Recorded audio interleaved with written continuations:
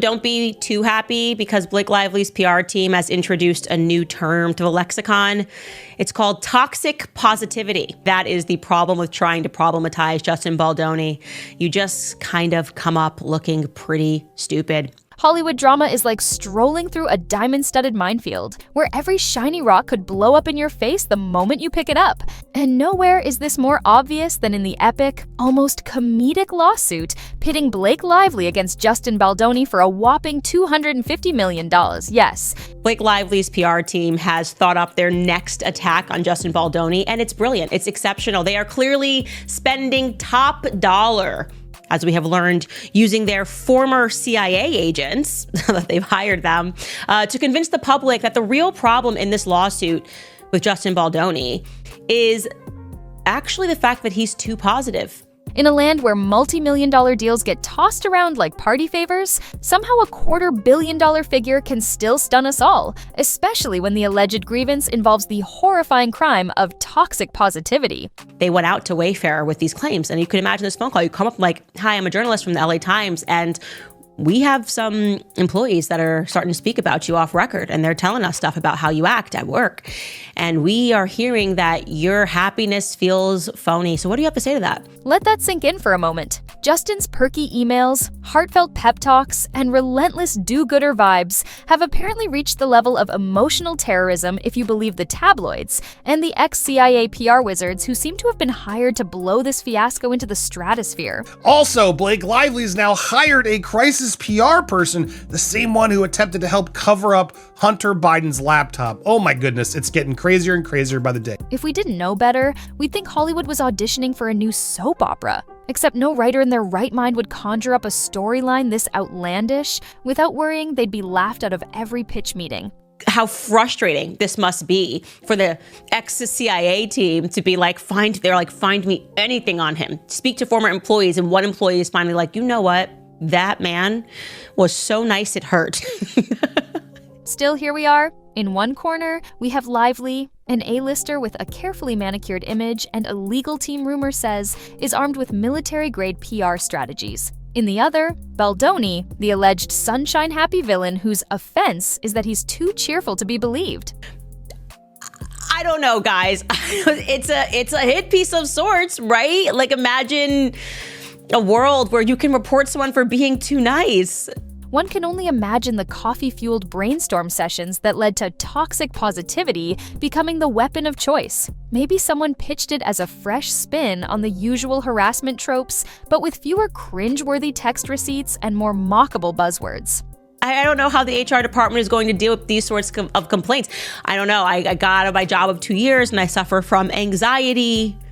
Because I just think about how nice those employers were. They were so nice all the time, and it felt phony. And of course, in classic Hollywood fashion, this increasingly surreal lawsuit couldn't be complete without a cameo by none other than the queen of pop cultural swirl herself, Taylor Swift, rumored to be dancing on the edge of a subpoena. Because if there's one name guaranteed to catapult a legal battle into global headlines, it's T-Swift. The moment fans suspect she might be called under oath, everyone else starts panicking about what dark secrets might get yanked into the spotlight. Juicy text messages, behind-the-scenes deals, or the everyday pettiness of celebrity group chats. You can practically hear the scramble among superstar lawyers, begging the court to seal any mention of attorneys' eyes only because God forbid the public discovers that your favorite chart-topping idols actually talk trash about each other over avocado toast and designer lattes. I am dying to know what is in these messages with Taylor Swift. Like, it's just crazy to me, the length that they are going through to protect these messages. Like, it is indicating that there is something way darker, in my view. Naturally, Blake's side is arguing that letting such details leak would cause irreparable harm, which in Hollywood speak translates to, it'll look really embarrassing if folks find out we're actually not the peace-preaching, philanthropic angels our publicists claim. It's a remarkable spectacle, all these big-name attorneys and crisis managers circling the wagons to protect an image that might shatter if the wrong text or email leaks, as though a simple group chat could reveal that positivity isn't the real villain here. Ego is, and let's be honest, the unsubtle push for hush-hush clauses, extraordinary protective orders, and secrecy is pure gold for those of us who relish the chance to watch Tinseltown squirm. Zelensky was asked to leave the White House. Then he appeared on Fox News and said he thinks he can still salvage his relationship with President Trump, which is like Justin Baldoni saying, "I'd love to work with Blake again." After all, the only thing that truly terrifies Hollywood royalty more than a plunging box office return is transparency, letting the world read raw, unedited messages that showcase people's real thoughts when they're not Instagramming carefully curated positivity. No wonder the PR teams are in overdrive, peddling headlines that claim Justin's sunshine is somehow radioactive. Because if you can't pin a standard scandal on someone, you go for the jugular with some contrived phrase that makes you sound psychologically tormented by a colleague's grin. Meanwhile, the swirl of rumors on the sidelines has grown into a mini drama of its own. There's talk that various staffers are whispering about Justin's phoniness, a few alleging they felt an emotional whiplash from seeing him remain relentlessly upbeat when they themselves might have been having a bad day. Don't be too happy because Blake Lively's PR team has introduced a new term to the lexicon. It's called toxic positivity.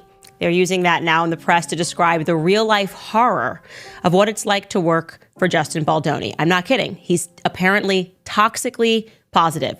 So lock him up, throw away the key. It's the kind of scenario that would be laughable if it weren't so perfectly in tune with Hollywood's mania. Remember, this is the place that churns out endless sequels, reboots, and spin-offs, so a grand narrative about the dangers of forced optimism might just be the next franchise if the lawyers play their cards right. Heck, somewhere in a boardroom, an executive is likely scribbling notes about turning this fiasco into a streaming series, complete with cameo appearances by cameo-friendly celebs, anxious to weigh in on how smiling too much can apparently land you in court. Speaking of which, let's not forget the ultimate fear lingering behind the scenes, that these calls for an attorney's eyes only, protective order will fail. If that happens, we'll witness the mother of all meltdowns when subpoenas start flying, scooping up not just Swift, but potentially every name that ever popped into a group text or email chain with Lively or Baldoni.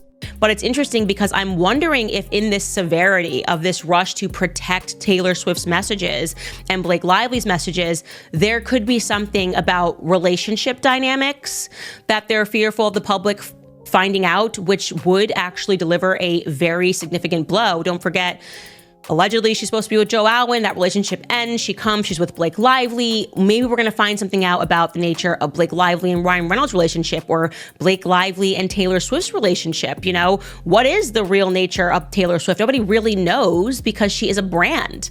Imagine the tabloids feasting on random A-list rants about brand deals, off-color jokes, or petty grudges. The mask of civility would slip, and the public would see how absurdly fragile Hollywood's veneer of perfection really is. It might also expose a trail of manipulations, staged PR stunts, or unspoken alliances that keep Tinseltown's clout machine humming. And if that avalanche of embarrassment looms, you can bet some frantic settlement negotiations will emerge faster than a Marvel cameo. Picture it. The same lawyers who once insisted they needed $250 million for irreparable trauma might suddenly toss confetti-sized payouts around just to seal everyone's lips. Exclusive, 1 week later, Taylor Swift is being subpoenaed. That's what Daily Mail is reporting. Look at this. They're actually putting exclusive, sensational new twist as Taylor Swift will be subpoenaed in Blake Lively, Justin Baldy legal battle and faces being questioned under oath, an insider reveals.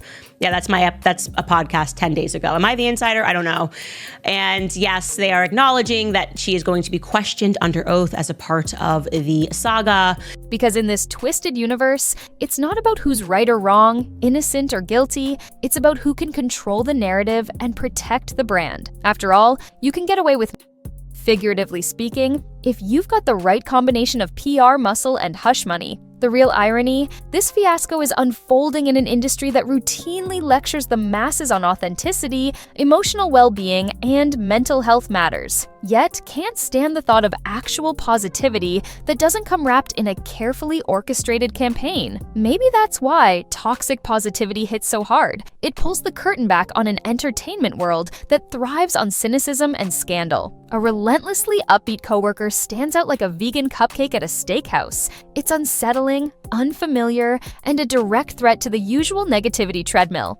A source close to the situation confirms a group of potential witnesses, which include depositions that are coming to give evidence, and the potential witnesses are understood to be Taylor Swift and the It Ends With Us co-stars Jenny Slate and Isabella Ferrer.